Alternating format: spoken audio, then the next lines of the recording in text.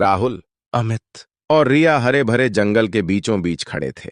उनके चेहरों पर उलझन और डर की लकीरें साफ दिखाई दे रही थीं।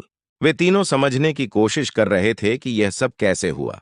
हवेली से अचानक जंगल में आना किसी जादू से कम नहीं था, लेकिन उनके मन में एक सवाल गूंज रहा था। क्या यह सच में उनकी मुक्ति है या साया का नया खेल? राहुल ने जंगल के चारों ओर नजर दौड़ाई। पेड़ बहुत ऊंचे और घने थे, जिनकी शाखाएं आसमान को चूम रही थीं। पेड़ों के बीच से सूरज की हल्की रोशनी जमीन तक पहुंच रही थी, जिससे एक अजीब सा वातावरण बन रहा था। हमें यहां से बाहर निकलने का रास्ता ढूंढना चाहिए, राहुल ने सुझाव दिया। अमित ने डरते हुए पूछा, लेकिन अगर हम फिर से किसी मुसीबत में फंस गए तो? रिया अब तक चुपचाप खड़ी थी, लेकिन उसकी आंखों में चिंता और भय साफ दिख रहे थे। उसने धीरे से कहा, हमें कोशिश तो करनी होगी। यहां खड़े रहकर हम कुछ हासिल नहीं कर सकते। तीनों ने जंगल में एक रास्ते की तलाश शुरू की। वे धीरे धीरे चलते हुए आगे बढ़ रहे थे, लेकिन जैसे जैसे वे अंदर जा रहे थे, जंगल और भी घना और रहस्यमयी होता जा रहा था। हर पेड़ के पीछे उन्हें ऐसा लग रहा था कि कोई छिपा हुआ है, और हर झाड़ी से कोई आवाज आ रही थी। राहुल ने देखा कि जमीन पर अजीब निशान बने हुए थे, जैसे किसी भारी चीज को घसीटा गया हो। ये निशान, ये किस चीज के हो सकते हैं? राहुल ने बुदबुदाते हुए कहा। अमित ने घबराते हुए कहा, शायद हमें इस रास्ते पर नहीं जाना चाहिए। ये जगह मुझे ठीक नहीं लग रही। लेकिन राहुल ने अपनी हिम्मत बनाए रखी। अगर यह रास्ता हमें किसी खतरनाक जगह पर ले जाता है, तो हो सकता है कि हमें वहां से बाहर निकलने का रास्ता भी मिल जाए, उसने कहा। जैसे जैसे वे आगे बढ़ते गए, रास्ता और भी डरावना होता गया। पेड़ों पर काले कौवे बैठे हुए थे, जो उनकी ओर घूरते जा रहे थे। हवा में एक अजीब सी ठंडक और सड़ांत की गंध महसूस हो रही थी। तभी अचानक उनके सामने एक पुरानी जर्जर हवेली नजर आई। यह हवेली बिल्कुल वैसी ही थी जैसे वे पहले देख चुके थे, लेकिन यह एक अलग जगह पर थी। यह कैसे हो सकता है? रिया ने चौंकते हुए कहा। हम तो इस जगह से बाहर आ गए थे, फिर यह हवेली यहां कैसे हो सकती है? राहुल ने हवेली को ध्यान से देखा और पाया कि इसके चारों ओर पुराने कब्रिस्तान की तरह पत्थर लगे हुए थे। उन पत्थरों पर कुछ अजीब चिन्ह बने हुए थे, जो उन्होंने पहले कभी नहीं देखे थे। शायद यह साया का नया जाल है, उसने सोचा। अमित ने रुककर कहा, हमें इस हवेली के पास नहीं जाना चाहिए।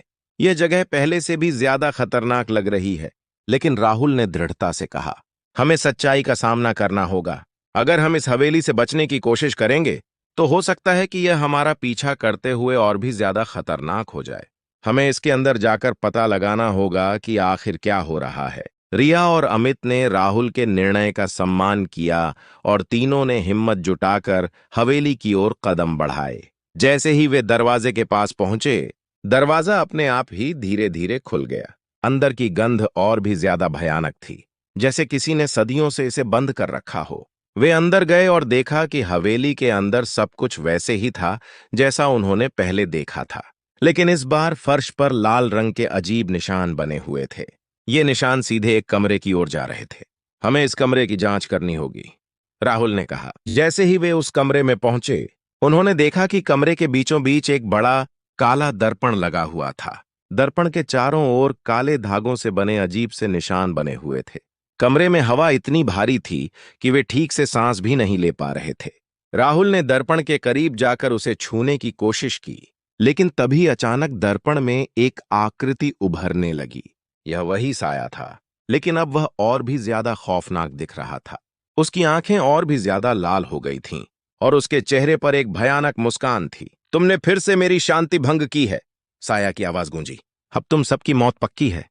राहुल ने पीछे हटने की कोशिश की, लेकिन उसके पैर मानो जमीन में धंस गए थे।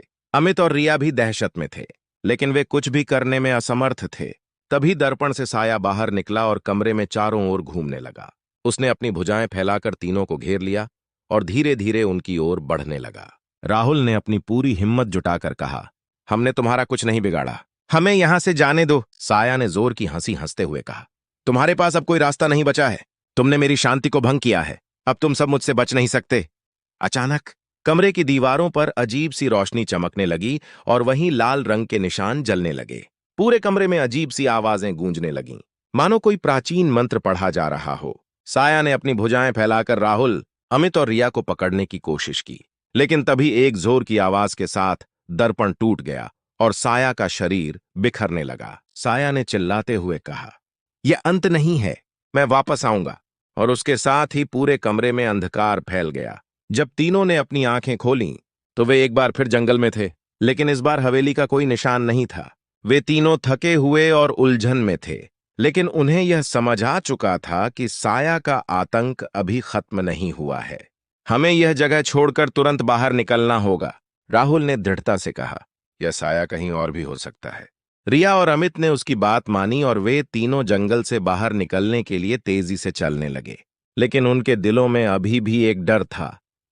क्या वे सच में साया से बच पाएंगे या यह आतंक उनकी जान लेने तक जारी रहेगा? इस कहानी को आगे जानने के लिए हमारे चैनल स्टोरी मेकर को सब्सक्राइब कीजिए। धन्यवाद।